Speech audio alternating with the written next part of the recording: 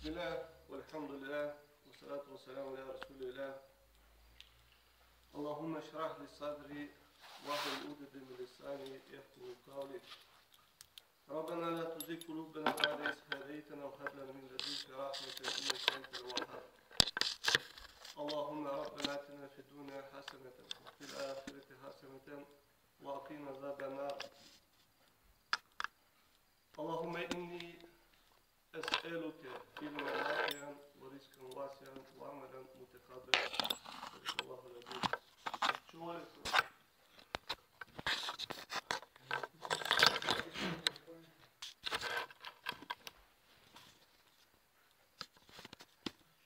Започвам с името на Аллах Субхану ва Тааля и с неговата благодарност за това, че отново сме заедно и отново сме се събрали в Неговия дом,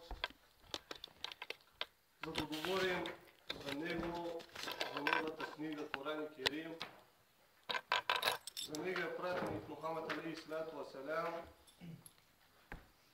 И всичко това го правим с една единствена цел да спечелим Неговото задоволство, Неговия рахмет и в крайна степен Неговия дженнет. Темата на тази лекция, тази нощ, ще бъде сура Духа или утрото. Преди да започнем с нея, ще направя малко въведение, тъй като тази сура специално се говори за нашия пратеник Мухамед алейхи салату ва салям, част от неговия живот. В първите години от призива, с който Аллах Субхану ва Тааля го беше натоварил, да учи хората какво е вяра, какво е религия. И същевременно Аллах Субхану ва Тааля го направи пример за нас, тъй като той беше практическото приложение на Коран и Керим.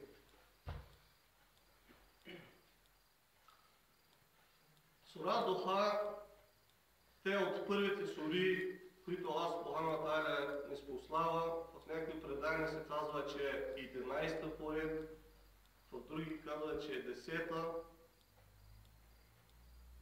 И от едно от чудесата на Аллах Субхану ва Тааля, с който удостои пратеник Мухамед алейхи салату ва салям, това е Коран и Керим, както е известно на всеки един от нас. Сура Духа, утрото, те е след сура Ел-Феджър или разсъмването. Коран и Керим се откроява с една черта, която се казва етенасук на арабски език. Или това е на български ще рече симетрия, синхрон, хармония. И още от първия миг забелязваме, че сура Духа идва след сура Ел-Феджър. Денят започва с Феджър, или това е зазоряването, или това е времето, от когато настъпва времето за сабах намаз до изгрее слънце. И точно когато изгрее слънцето, идва времето на Духа, или утрото.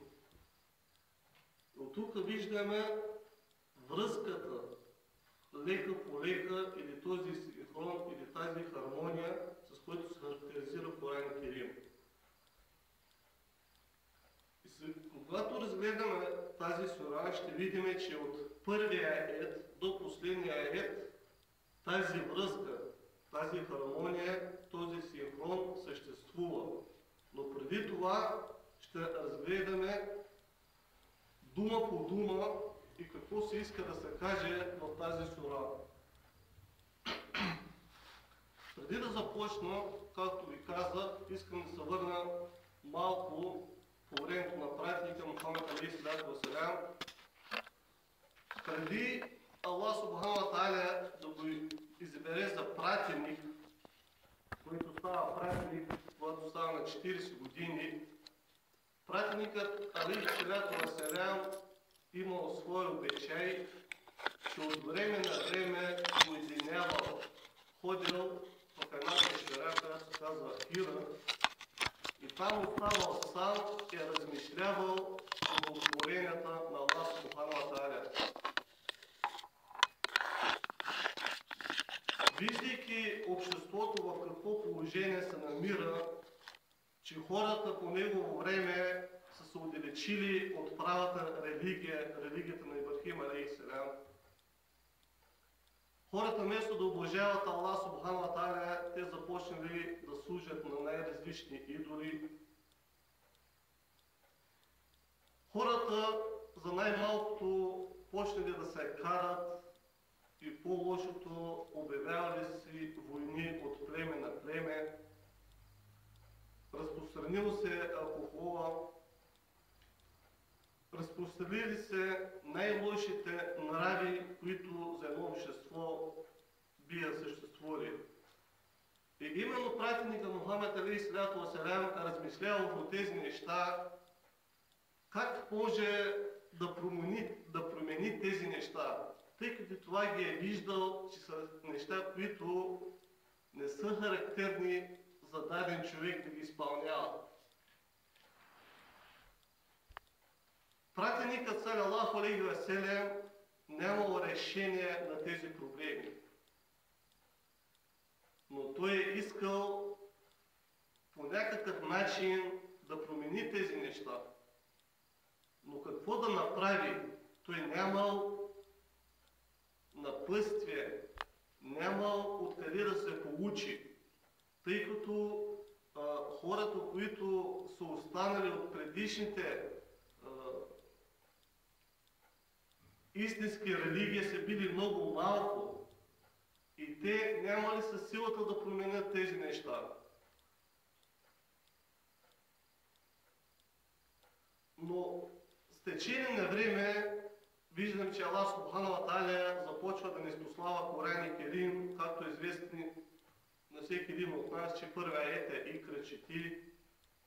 С течение на време Аллах Субхану ва Тааля малко, постепенно, бавно ни спослава аят по аят. Но идва в един период, в който откровението на Аллах Субхану ва Тааля спира за определен период от време и започва да се появява едно притеснение вътре в душата на пратеника Мухамед алейхиссалату ва салям. Минават дни, минават нощи, минават седмици. Отгоре на това, и както се споменава, едно от причините за неспославането на тази сура, че жената на Ебу Лехеб, която се казва Джемиле, отива при пратеника алейхиссалату ва салям и казва следните думи: О, Мухамед, не виждаш ли, че твоя шейтан те изостави и да те не възнавиди? Тази жена се обръща с думата шейтан към Джибрил алейхиссалям, мелайкето, който в предишната лекция нашия брат разясни, че той е връзката между Аллах и пратениците. Това нещо още повече натежава пратеника салалаху алейхи ва салям, отива си в къщи и пратеника алейхиссалату ва салям е в тежко положение. Отново минават дни, минават нощи. Аллах Субхану ва Тааля забелязва поведението на пратеника алейхиссалату ва салям, вижда неговото притеснение в неговата душа и Джибрил алейхиссалям идва със следната сура, която се казва Вад-Духа: وَاللَّيْلِ إِذَا سَجَى مَا وَدَعَكَ رَبُّكَ وَمَا قَلَى وَلَلْآخِرَةُ خَيْرٌ لَكَ مِنَ الْأُولَى وَلَسَوْفَ يُعْطِيكَ رَبُّكَ فَتَرْضَى أَلَمْ يَجِدْكَ يَتِيمًا فَآوَى وَوَجَدَكَ ضَالًّا فَهَدَى وجدك عائلا فأغنى فأما اليتيم فلا تقهر وأما السائل فلا تنهر وأما بنعمة ربك فحدث. Казва Аллах Субхану ва Тааля, кълна се в утрото и в нощта, която я покрива. Твоя Господар не те изостави и не те възненавиди. И наистина отвънният живот е по-добро за теб от настоящия. И след това Аллах ще ти даде огромна награда и ти ще бъдеш доволен. Не намери ли те сирак и те приюти? Не намери ли те заблуден и те напъти? Не намери ли те беден и те направи богат?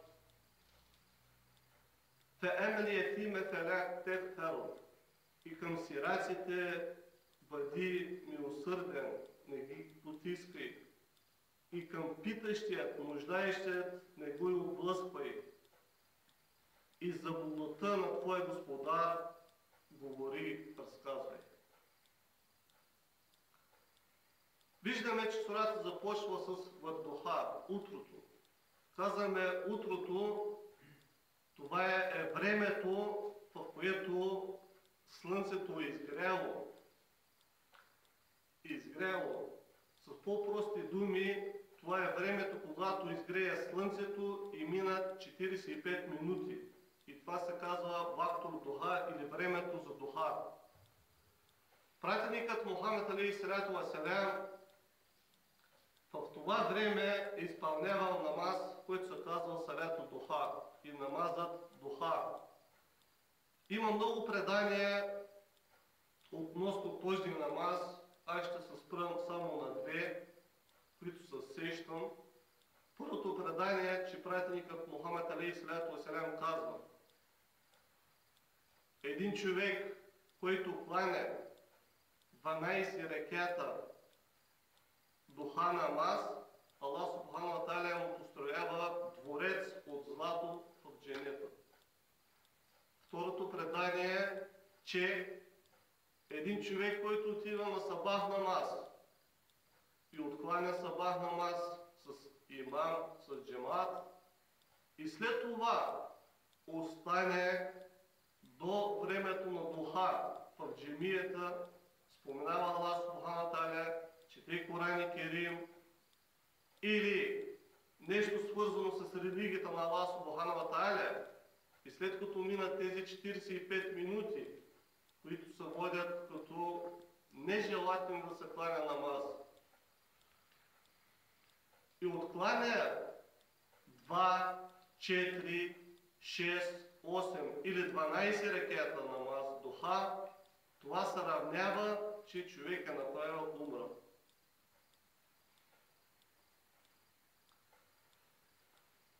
Казваме, Аллах Субхану ва Тааля се кълне в утрото, в Духа.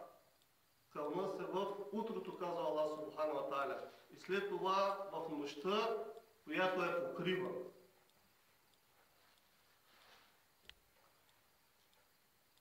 Думата седжа или качеството на тази нощ, Аллах Субхану ва Тааля описва като покриване. И наистина тази дума носи това значение, тъй като когато видим тълковните речници в арабски език, ще видим, че думата седжа има няколко значения. Първото от което е покриване. Когато се казва раджулен саджи или мейкун саджи, и това си има предвид човек, който е покрит с кефин, умрял човек, се казва раджулен саджи.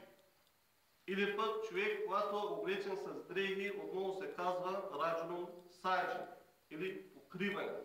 Това е едното значение. А второто значение значи спокойствие, тишина. Спокойствие, тишина. И именно отново се дава пример като Бехрур Саджи. Или това е море, което е без вълни или с тихи вълни. като че ли вълните не се движат. Това е значението, второто значение на думата седжа. Ма вада'ака раббука ва ма кала.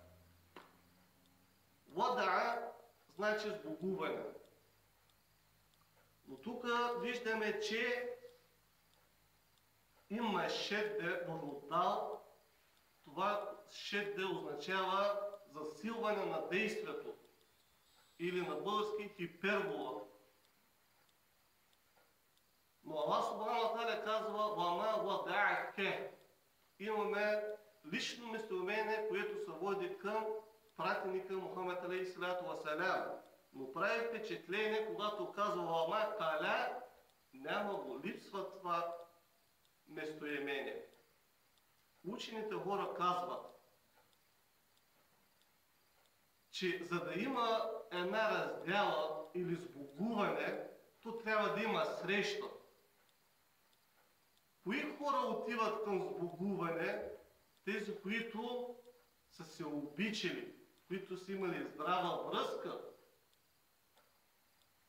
И именно от силното уважение отиват хората и се разделят. Но Аллах Субхану ва Тааля използва думата вама вада'аке. И именно казват учените хора, че този демир, Аллах Субхану ва Тааля го използва това лично местоимение на точно тая дума, която показва отношението на Аллах Субхану ва Тааля към неговия пратеник Мухамед алейхиссалату ва салям, че той е много обичан от Аллах Субхану ва Тааля. Вама каля, и това се отнася именно за хора, които са враждебно настроени. Но Аллах Субхану ва Тааля не е враждебно настроен към пратеника Мухамед алейхиссалату ва салям, затова не се използва това лично местоимение в тази дума. وَلَلْآخِرَةُ خَيْرُ لَكَ مِنَ الْأُولَى. Стандартното тълкуване на този ает, че отвъдният живот е по-добър от настоящия, се има предвид ахира, отвъдния живот. А уля се има този живот. И това е стандартното тълкуване. И без съмнение, пратеникът Мухамед алейхиссалату ва салям е отдавал по-голямо значение на отвъдния живот, отколкото настоящия живот. Имаме много примери в това отношение. Но има друго тълкуване, което се води така нестандартно, но има своето значение именно тук в тази сура. Под ахира се има предвид, когато кажем уля, има брой, едно, две или първи, следващ и така нататък. Под ахира, т.е. тая дума, някои от учените споменават, че това е краят на повелята, с която Аллах Субхану ва Тааля натоваря пратеника салаллаху алейхи ва салям. Или т.е. когато пратеника алейхиссалату ва салям завърши неговата мисия като пратеник в земния живот. А уля си има предвид началото, с което Аллах Субхану ва Тааля е натоварил пратеника салаллаху алейхи ва салям. И когато погледнем и внимаваме в това отношение, ще видим, че има връзка с това тълкуване, въпреки че не е стандартно. Значи, краят за теб ще бъде по-добър, отколкото самото начало. Защото самото начало е натоварено с трудности, с отговорности. Но когато дойде краят, пратеника салаллаху алейхи ва салям завърши своята мисия, това за него ще бъде по-добро, отколкото началото.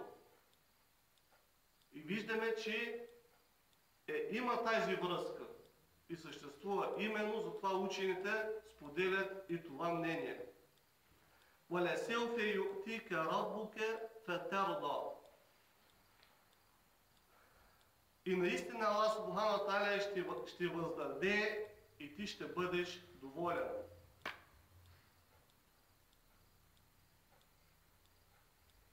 Този аят започва с частица в бъдеще време.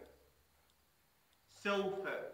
Обаче преди селфе има един лям, който е за потвърждение и се има предвид, че моментално ще започне това, което Аллах Субхану ва Тааля те е обещал. И селфе, думата селфе ще, това означава, че той ще бъде продължително без да прекъсва. Като започне от земния живот и продължи в отвъдния живот.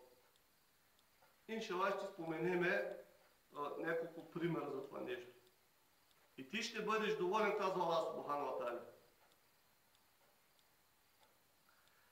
До тук разглеждаме първите 5 аета. Първите 2 аета се водят така или иначе касъм, или в неща, които Аллах Субхану ва Тааля се кълне. След това в следващите 3 аета, 3, 4 и 5 ает, виждаме обещанието на Аллах Субхану ва Тааля към пратеника Мухаммед алейхиссалату ва салям, че това, което са разпространили хората в Мека, като лъжливи съмнения, слухове и така нататък, те няма почва при Аллах Субхану ва Тааля. И виждаме защитата на Аллах Субхану ва Тааля към неговия пратеник. وَمَا وَدَعَكَ رَبُّكَ وَمَا قَلَى. Те казват, че Аллах Субхану ва Тааля те изоставил, че те не възненавижда. Но Аллах Субхану ва Тааля казва: وَمَا وَدَعَكَ رَبُّكَ وَمَا قَلَى. Аллах Субхану ва Тааля не те изостави и не те възненавиди. След това, وَلَلْآخِرَةُ خَيْرٌ لَكَ مِنَ الْأُولَى. От тук се вижда дълбоката тъга на пратеника Мухаммед алейхиссалату ва салям. Аллах Субхану ва Тааля я вижда и иска да разсее, да изкара от душата на пратеника салаллаху алейхи ва салям. И от тук виждаме, че Аллах Субхану ва Тааля с нивото или с силата на това притеснение, което таи, започва с много силен мотив, който да отблъсне, да изкара това притеснение. И започва: وَلَلْآخِرَةُ خَيْرٌ لَكَ مِنَ الْأُولَى. Това, което ти е обещано от Аллах Субхану ва Тааля в кайметския ден, това е за тебе е по-добре. От тук виждаме малко по малко нещата започват да олекват. Но не е достатъчно. Идва второто нещо. وَلَسَوْفَ يُؤْتِيكَ رَبُّكَ فَتَرْضَى. Но въпреки всичко това, Аллах Субхану ва Тааля ще ти даде от своята благодат и ти ще бъдеш доволен.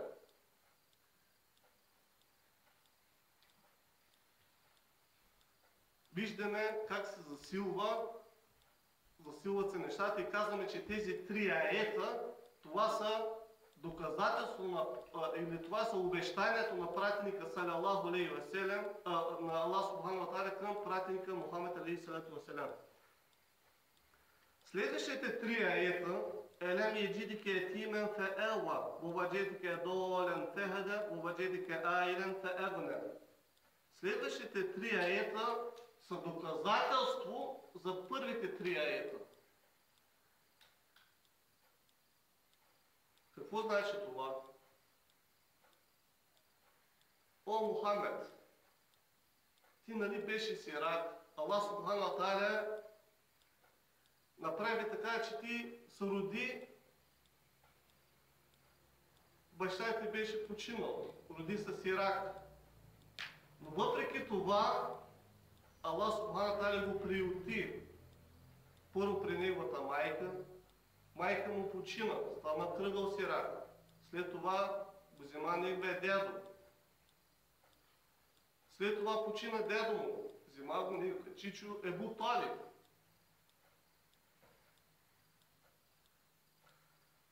Воваджедика долен фехада. Намерите заблуден и те на пъти. Тук е много интересно думата заблуда.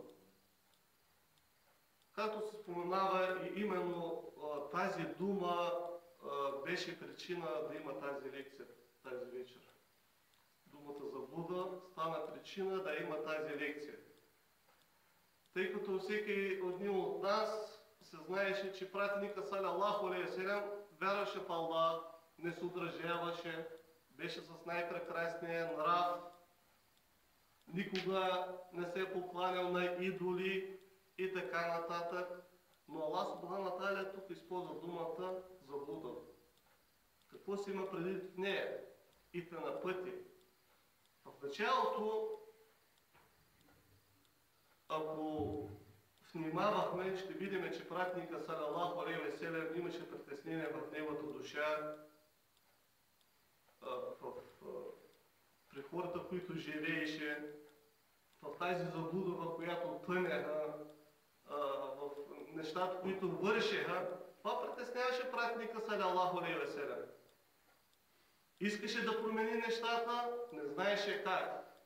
И именно учените по тефсир си има предвид, че от заблуда си има точно това нещо, че пратника салалаху алейхи ва салям е нямал разрешение или не е знал как да разреши проблемите в обществото, в което се намирал. И именно поради тези неща виждаме, че когато погледнем в тълкуването, Аллах субхану ва тааля ни спослава друг аят, в което е доказателство за това нещо, и която се намира в сура Шуара. Ти не знаеше какво е вяра и какво е книгата, но ние те напътихме, нали, и ние не спослахме Коран и Керим, за това да бъде напътствие, нали, да бъде напътствие. И в това напътствие пише как да се разрешат тези проблеми, които таеше в твоята душа, по които имаше притеснение за твоята душа, и ние те напътихме чрез Коран и Керим. И по такъв начин пратеника салалаху алейхи ва салям малко по малко започна да разрешава проблемите, които ги имаше в Мека. Воваджедика долен фехаден, воваджедика айлен феагнен. И намерите беден и те направи богат. Тук си има две понятия също така.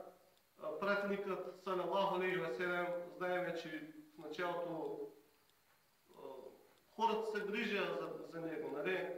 Но след това, с позволението на Аллах субхану ва тааля, пратеникът салалаху алейхи ва салям започна да се занимава с търговия.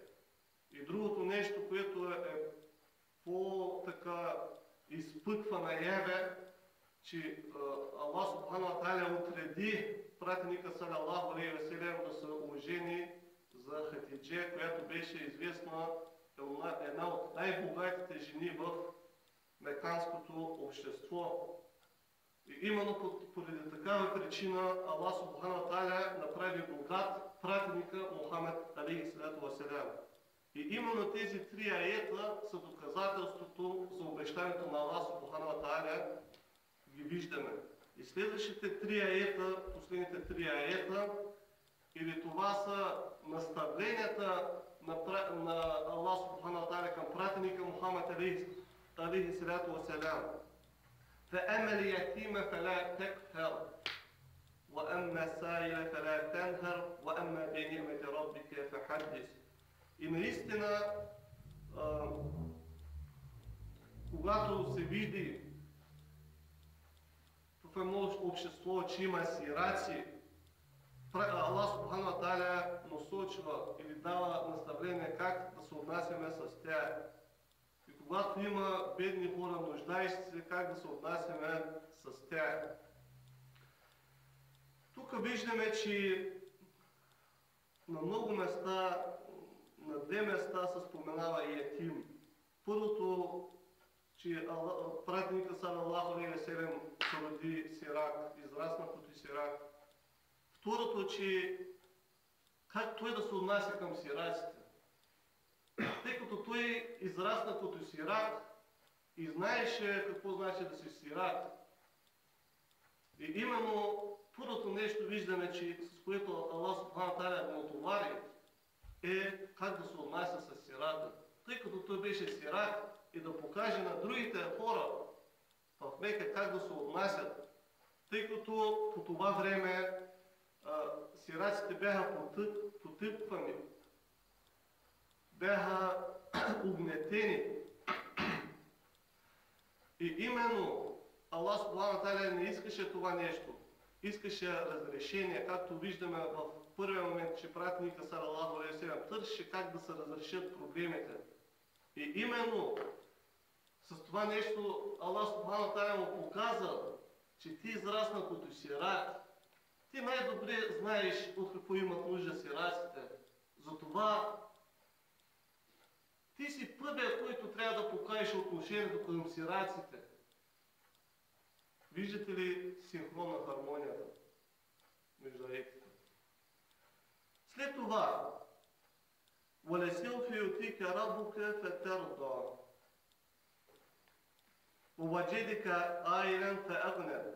Намерите беден и те направи богат. وَأَمَّا السَّائِلَ فَلَا تَنْهَرْ. Човек, който е беден, който е нуждаещ се, има нуждата от богатство. Затова не дей го отблъсква. Виж, още един път виждаме връзката между аетите, Ет-Танасух, където говорим в началото. فَأَمَّا بِنِعْمَةِ رَبِّكَ فَحَدِّثْ. И за благодата на твоя Господар разказвай. Едно от нещата, което е доста интересно, е, че човек, когато му се случат хубави неща, приятни неща, нека ги споделя с хората. И именно учените казват, че един човек, когато ги разказва тези неща, това означава, че човек е благодарен към Аллах Субхану ва Тааля. Човек е благодарен към Аллах Субхану ва Тааля, стига това нещо да не е смесено с възгордяване и хваляне и показност. Когато тези неща липсват и човек ги разказва и така нататък, по такъв начин човек благодари на Аллах Субхану ва Тааля за ниямета, който му е дал. Тук се си направя един лист. И както казахме, сура Духа, те са съставени от 11 аета. Първи и втори ает се говори, или това са аети, в които Аллах Субхану ва Тааля се кълне в утрото, кълне се в нощта. Когато ги махнем тези два аета, остават 9 аета. И ако направим една таблица, и направим първия ает, втори и третия ает, ги направим в хоризонтално на един ред. Първи, до него втори и третия ает. След това под числото 1 поставяме числото 4, под 2 поставяме 5, под 3 поставяме 6. След това на третия ает поставяме числото 7, 8, 9. И както казахме, 1, 2 и 3. И това са ма вадака рабука ва ма кала, валел ахирату хайру лака минал ула, валесауфа ю'тика рабука фатарда. Това е обещанието на Аллах Субхану ва Тааля към пратеника Мухаммед алейхи салату ва салям. Втория, 4, 5 и 6, това е доказателство на обещанието на Аллах Субхану ва Тааля. И 7, 8 и 9 ает, или това са наставленията на Аллах Субхану ва Тааля към пратеника Мухаммед алейхи салату ва салям. И виждаме този синхрон, тази хармония. Но нещо, което още по-очудващо и още по-интересно, че ще видим синхрон и в вертикала. Тоест 1, 4, 7 258-369. Отново има този синхрон. И какво се получава? Ма владяка рабука ва макаля. Отдолу елем еджидик етимен феела и най-отдолу феемел етимен фелят техкар.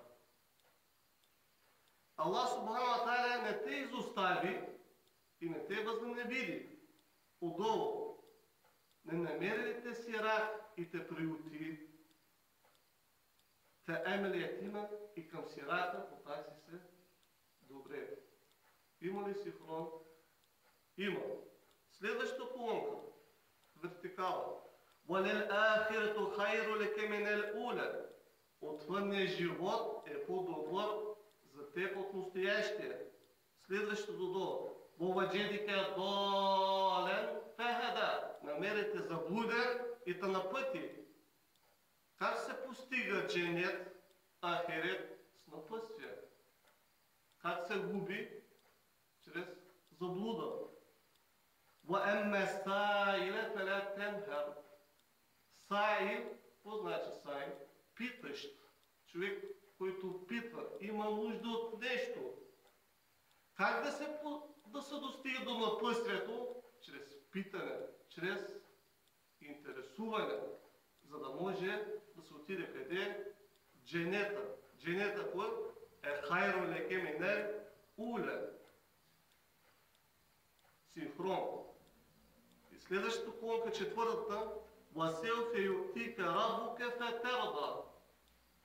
И Аллах ще ти даде и ти ще бъдеш доволен. Отдолу, وَوَجَدِكَ عَائِلًا فَأَغْنَى. Намерите беден, направите богат. فَأَمَّا بِنِعْمَةِ رَبِّكَ فَحَدِّثْ. И затова за неемета, който ти е дал Аллах, разказвай. Има ли хармония? Има. Това е единствено и специално за книгата, казана в Коран Керим, която се казва Чудото на пратеника Мухамед алейхи салату ва салям. И с това нещо приключвам тази вечер.